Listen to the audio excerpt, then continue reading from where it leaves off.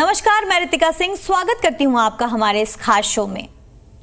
खराब लाइफस्टाइल और खान पान की वजह से भारत में हार्ट अटैक का खतरा तेजी से बढ़ता जा रहा है।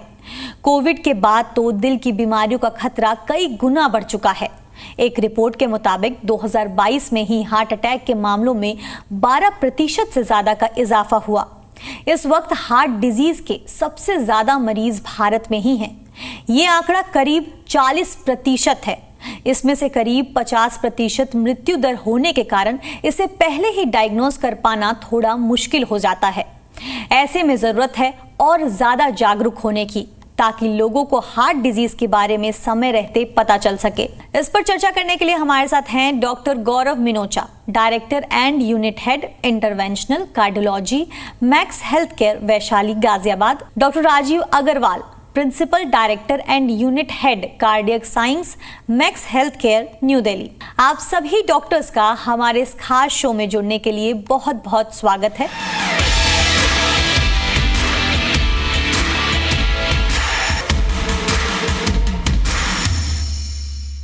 मेरा पहला सवाल डॉक्टर गौरव आपसे है। आज इंडियन पॉपुलेशन को अफेक्ट करने वाली मोस्ट कॉमन हार्ट डिजीज कौन सी है और उनके प्राइमरी कॉजेज क्या हैं?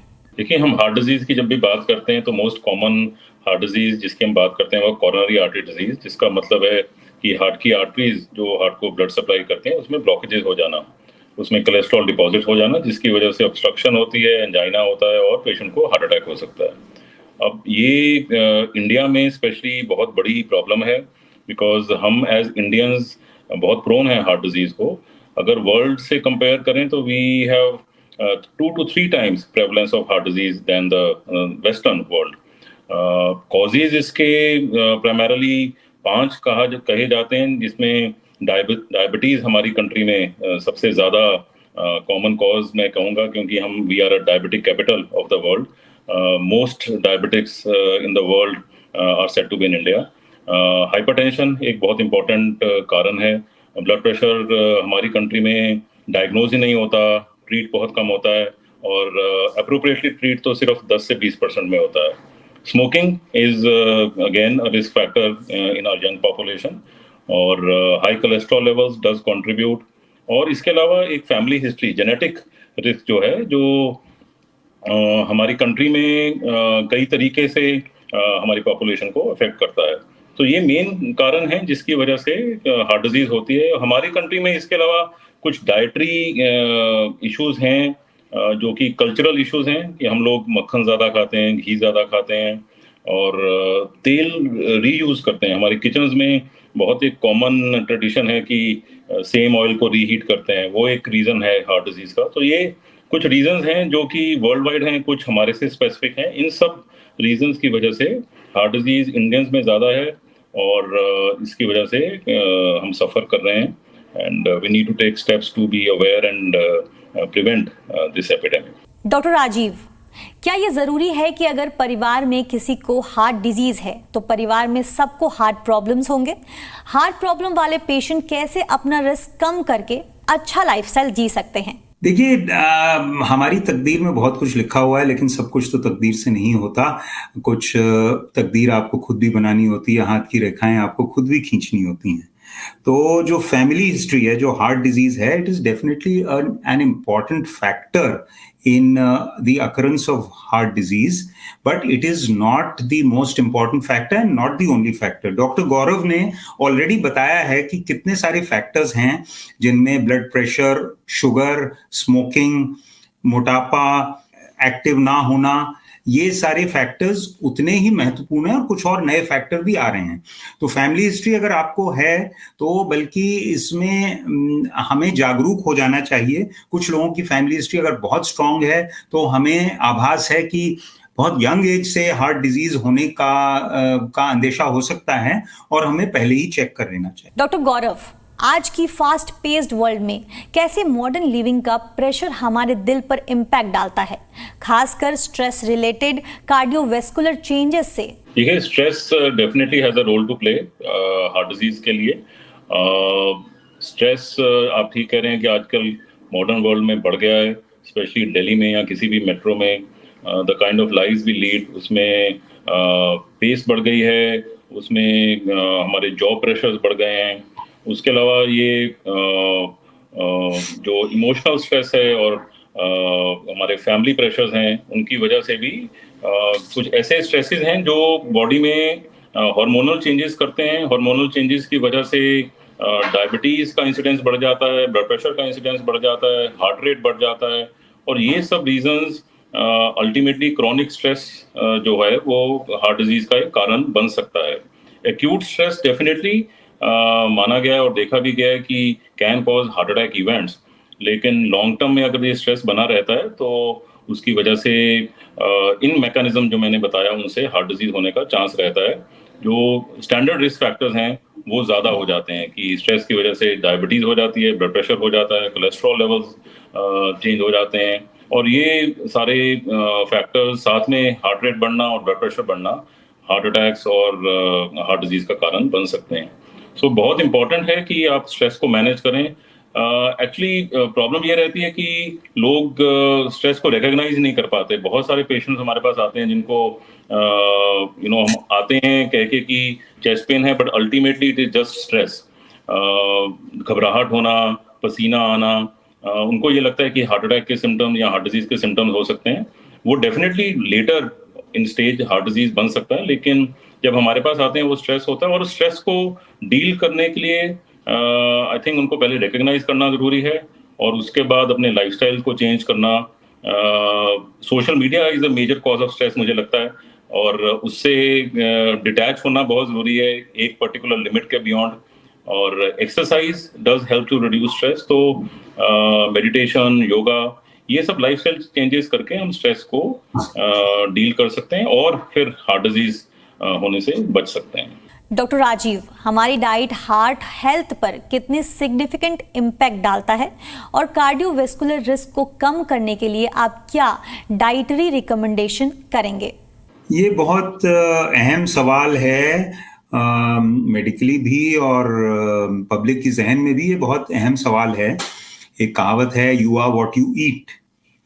अब ये सही है या गलत, लेकिन इसका महत्व तो खैर बहुत है और ये इशू है भी बहुत कंट्रोवर्शियल।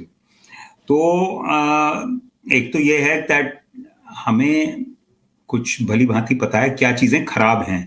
तो फास्ट फूड, डेली बाहर का खाना, हलवाई के आइटम खाना, या ये जो स्नैक्स हैं ये, या बेकरी कन्फेक्शनरी रोज खाना, इससे तो आपका स्वास्थ्य बिगड़ेगा ही। ओवर ईटिंग से भी स्वास्थ्य बिगड़ेगा, ये आज से नहीं पता है। ये अगर आप चरक और सुश्रुतवा के टाइम से देखें तो उसमें भी इस बात का जिक्र है। लेकिन कुछ हद तक देसी घी भी ठीक है और हेल्दी ऑयल्स हम ले सकते हैं।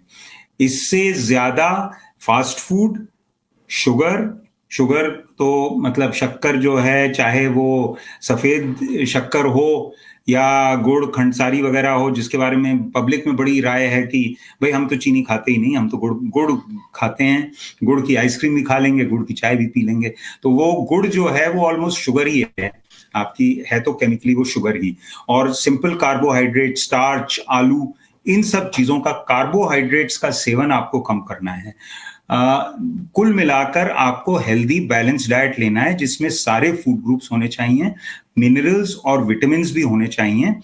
फिर चाहे आप वेजिटेरियन डाइट लें या नॉन वेजिटेरियन डाइट लें, और बदल के अपने ऑयल्स भी इस्तेमाल करें और अपनी ओवरऑल कैलोरी इनटेक को भी देखें, अपना मोटापा देखें, अपनी एक्सरसाइज के लेवल के साथ उसका तालमेल बिठाएं। तो डाइट का महत्व है, but it is part of the entire armamentarium of things that you have to do for your good health. Doctor Gaurav, heart disease से बचने के लिए एक्सरसाइज क्या रोल निभाता है? So exercise has a very important role to play in heart disease. Exercise is important for heart disease prevention. So जो लोग healthy हैं, अगर वो रेगुलरली एक्सरसाइज करते हैं तो उसमें देखा गया है कि रोज एक्सरसाइज जो लोग करते हैं उनका हार्ट डिजीज का प्रेवलेंस ऑलमोस्ट 40 से 50% कम होता है। ये हार्ट डेटा है, स्टडीज में ये प्रूव किया गया है। और जो हार्ट पेशेंट्स हैं उनमें भी एक्सरसाइज का बहुत इंपॉर्टेंट रोल है। और हमारा मेडिकेशंस के अलावा एक इम्पॉर्टेंट प्रिस्क्रिप्शन एक्सरसाइज का हमेशा रहता है, जो कि कार्डियक रिहेबिलिटेशन में बहुत एक इम्पॉर्टेंट रोल प्ले करता है। सो WHO भी ये रेकमेंड करता है कि हमें रोज अराउंड 30 से 40 मिनट एक्सरसाइज करनी चाहिए, और रादर उन्होंने एक 150 टू 300 मिनट्स पर वीक का टारगेट भी दिया है पब्लिक को गाइड करने के लिए कि इतनी लेवल ऑफ एक्सरसाइज करना जरूरी है अगर हम हार्ट डिजीज और कुछ लिंक्ड प्रॉब्लम्स हैं जिससे बच सकते हैं। Recently there is some data, एक स्टडी हुई जिसमें ये देखा गया, क्योंकि आजकल हम स्मार्ट वॉचेस यूज करते हैं और फोन्स यूज करते हैं जहाँ पे हम स्टेप्स काउंट कर सकते हैं, तो पब्लिक को गाइड करने के लिए 8000 स्टेप्स की एक फिगर है जो मैजिकल फिगर बताई गई है, जिसके जिन स्टेप्स के साथ आप best form of exercise advantage ले सकते हैं। So definitely aerobic exercise, moderate level of physical exercise is very important for heart disease prevention, जिससे आपका थोड़ा हार्ट रेट बढ़े, हल्का सा पसीना आए, बात करते हुए आप पूरा सेंटेंस प्रॉपर्ली ना बोल पाए, इस लेवल ऑफ एक्सरसाइज को सबको करना चाहिए।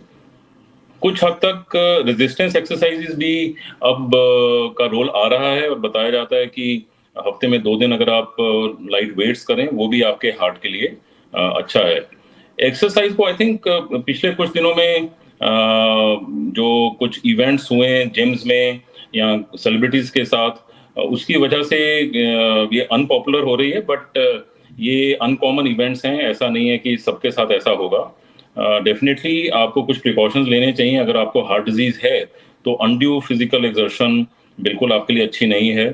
ऐसे कुछ इवेंट्स हुए कुछ ऐसे लोगों के साथ जिनको हार्ट डिजीज थी और वो ट्रेडमिल पे भाग रहे थे, तो ऐसा होना संभव है। तो आप एक्सरसाइज करें, but don't overdo it. So जैसे लाइफ में बाकी चीज़ों के लिए कहा जाता है कि moderation is always the key. So moderate level exercise करें और ये आपको हार्ट डिजीज प्रिवेंशन में हेल्प करेगी। डॉक्टर राजीव, सीपीआर क्या होता है और ये लोगों को हार्ट इमरजेंसी के फेटल आउटकम को रोकने के लिए कैसे किया जाता है? तो कार्डियोपल्मोनरी रिससिटेशन यानी सीपीआर, तो कार्डियोपल्मोनरी तो हार्ट और लंग हो गया लैटिन में, और रिससिटेशन जो हम उसको रिवाइव करते हैं कि जिसका एक तरह से अंदेशा है कि जो वाइटल क्रियाएं हैं हार्ट और लंग उसके रुक से गए हैं उनको पुनः चालू करने का तरीका होता है। तो ये डॉक्टर भी करते हैं, और अगर आपके आसपास कोई कोलैप्स होता है जिसको कि हम सडन कार्डियक अरेस्ट कहते हैं, तो अगर कार्डियक अरेस्ट को आप विटनेस करते हैं तो आप समझ सकते हैं, सबको पब्लिक में भी पता है कि ये तो मिनटों क्या सेकंड्स का खेल है। अगर हार्ट नहीं काम कर रहा तो ब्रेन को सप्लाई नहीं मिलेगी, और सेकंड्स और मिनट्स में इंसान जो है वो नहीं रहेगा। तो हमें उस समय सर्कुलेशन को मेंटेन करना है, और उसको मेंटेन करके फिर हम इंतजार करें कि या तो स्पॉन्टेनियसली वो वापस आए या फिर हमें इमरजेंसी हेल्प मिल जाए, एम्बुलेंस से हेल्प मिल जाए, डिफिब्रिलेशन कर सकें। तो इसको कार्डियोपल्मोनरी रिससिटेशन कहते हैं। इस कॉन्टेक्स्ट में जहां हम पब्लिक से बात कर रहे हैं तो कार्डियोपल्मोनरी रिससिटेशन पब्लिक को आनी चाहिए। अगर आप देखें कि आपके आसपास कोई कोलैप्स कर रहा है, फिर वो चाहे आपका नियर एंड डियर हो या कोई अजनबी ही हो, तो आपको तुरंत उसको एक फ्लैट जगह पे लिटा के उसकी कॉलर वगैरह खोल के, अगर टंग उसकी जो है उसकी ब्रीदिंग को रोक रही है तो मुंह में अगर कुछ है तो उसको क्लियर करके, और फिर चेस्ट का कंप्रेशन शुरू करना है, जिसकी विधि जो है आप नेट पे भी जा सकते हैं, गूगल में देख सकते हैं। विधिवत हमें करना है 60 से 70 की फ्रीक्वेंसी पर मिनट के हिसाब से हमें चेस्ट को कंप्रेस करना है, जिससे कि चेस्ट के कंप्रेशन से हार्ट का सर्कुलेशन एटलीस्ट 20-30% आपका मेंटेन हो सकता है। उतनी देर तक फिर वाइटल ऑर्गन्स की आप हिफाजत कर रहे हैं। कभी कभी जो भी इवेंट हुआ है वो खुद रिवर्स हो सकता है, या तब तक इमरजेंसी मेडिकल हेल्प आपको मिल जाए और इंसान को रिवाइव किया जा सकता है। इसी तरह से अगर उस समय आप इंसान के सर्कुलेशन की हिफाजत कर लें और उसके हार्ट को रीबूट कर लें तो 10 से 20% लोग कार्डियक अरेस्ट में बच सकते हैं, जो कि फिगर नॉर्मली ऑलमोस्ट 0% या 1% होती है। डॉक्टर गौरव, सीपीआर से रिलेटेड मिथ्स के बारे में बताएं। देखिए, जैसे डॉक्टर राजीव अग्रवाल ने कहा कि ये एक कॉमन धारणा है कि अगर सीपीआर की जरूरत है तो वो डॉक्टर या मेडिकल पर्सनल कर सकते हैं। ऐसा बिल्कुल नहीं है। कम्युनिटी में अगर कार्डियक अरेस्ट किसी को होता है तो ये रोल बेस्ट जो बायस्टैंडर है उसी को करना चाहिए, बिकॉज डॉक्टर्स के आने में तो टाइम लग जाएगा। सो जब भी कभी किसी को ऐसा लगे कि किसी पेशेंट को कार्डियक अरेस्ट हुआ है तो उसको उसी टाइम, अगर उसको सीपीआर आता है तो डेफिनेटली उसी टाइम सीपीआर स्टार्ट करना चाहिए। एक दूसरी मिथ है कि सीपीआर का एक इम्पॉर्टेंट पार्ट होता है माउथ टू माउथ रिससिटेशन, वो बहुत ज़रूरी है और लोग ये नहीं करना चाहते हैं। सो ये भी एक मिथ है, बिकॉज सिर्फ चेस्ट कंप्रेशन करके भी आप पेशेंट को काफ़ी हेल्प कर सकते हैं। जैसे अगर हम इफेक्टिव सीपीआर अगर चेस्ट कंप्रेशन भी करते हैं तो और उसका ब्लड सर्कुलेशन को कुछ देर के लिए मेंटेन कर सकते हैं तो कई पेशेंट्स उसी से रिवाइव किए जा सकते हैं। और तीसरा ये भी है कि हम जैसे कई बार किसी पेशेंट को ऑब्जर्व करते हैं बेहोश होते हुए, तो अगर ओवर एग्रेसिव कुछ लोग हैं वो उनको लगता है कि ये कार्डियक अरेस्ट है। ऐसा हर बेहोशी को कार्डियक अरेस्ट नहीं मानना चाहिए और पहले ये देखना चाहिए कि पेशेंट की सर्कुलेशन है, उसकी ब्रीदिंग है। अगर सर्कुलेशन और ब्रीदिंग है तो उसे कार्डियक अरेस्ट नहीं कहते हैं, उसमें सीपीआर की जरूरत नहीं है। सीपीआर तभी करना है अगर सर्कुलेटरी अरेस्ट है, जैसे पल्स नहीं होना और रेस्पिरेशन ना होना, ऐसा होने पे ही सीपीआर की जरूरत होती है। तो सीपीआर बहुत एक इफेक्टिव एप्लीकेशन है रिवाइवल के लिए और इसे अप्रोप्रिएटली यूज करना चाहिए। पब्लिक को इसके बारे में अवेयर होना चाहिए, उनको सीखना चाहिए और सीपीआर के साथ जो और डिवाइसेस हैं, जैसे कहा डॉक्टर अग्रवाल ने कि डिफिब्रिलेटर्स हमें पब्लिक स्पेसेस में अवेलेबल होने चाहिए, जिसको सीपीआर के साथ हम इफेक्टिवली यूज कर सकें। डॉक्टर राजीव, मेरा आखिरी सवाल आपसे है, इफेक्टिव हार्ट हेल्थ मॉनिटरिंग और केयर के लिए लोग वेयरेबल डिवाइसेस और मॉडर्न टेक्नोलॉजी को कैसे इजीली अडॉप्ट कर सकते हैं? क्योंकि टेक्नोलॉजी का निरंतर विकास हो रहा है। आजकल तो कंप्यूटर भी बिल्कुल छोटे से होते जा रहे हैं। पूरा कंप्यूटर मोबाइल फोन में समा गया। मोबाइल फोन के बाद स्मार्ट वॉच आ गई और अब तो रिंग की भी बात हो रही है कि आपको कलाई पे वॉच नहीं पहननी है और एक आप अंगूठी नुमा रिंग पहन लीजिए जिसके अंदर सारे सेंसर लगे हुए हैं और सब कुछ वहीं से हो जाएगा। तो this is a work in progress. Sometimes it is a style statement also, which is there's nothing bad with being a style statement also. अगर इससे जागरूकता बढ़ती है तो एक तो है कि एक्टिविटी ट्रैकिंग और फिटनेस ट्रैकिंग के लिए तो ये काफी प्रचलित है। तो जैसे पहले भी यहाँ इस मीटिंग में बातचीत हुई है कि कितने स्टेप्स आपको करने चाहिए, तो स्टेप काउंट जो है वो आप इजीली अपने वेरेबल से, स्मार्ट वॉच वगैरह से कर सकते हैं और वो आपको कई सारे सॉफ्टवेयर हैं, वो आपको डेली का आपका जायजा देगा, आपको पॉइंट्स देगा, शाबाशी देगा, एटसेट्रा एटसेट्रा।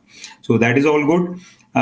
इसके अलावा हार्ट बीट चेकिंग भी इससे हो सकती है। तो केवल एप्पल वॉच नहीं, और भी सप्लायर हैं जो हार्ट बीट को मॉनिटर कर लेते हैं। इसके अलावा आजकल तो ईसीजी भी रिकॉर्ड हो सकता है आपकी स्मार्ट वॉच से, और ये भी कई मैन्युफैक्चरर इसका कर रहे हैं। तो कई बार हमारे मरीज भी अपना ईसीजी ट्रांसमिट कर देते हैं। Many things are in the pipeline.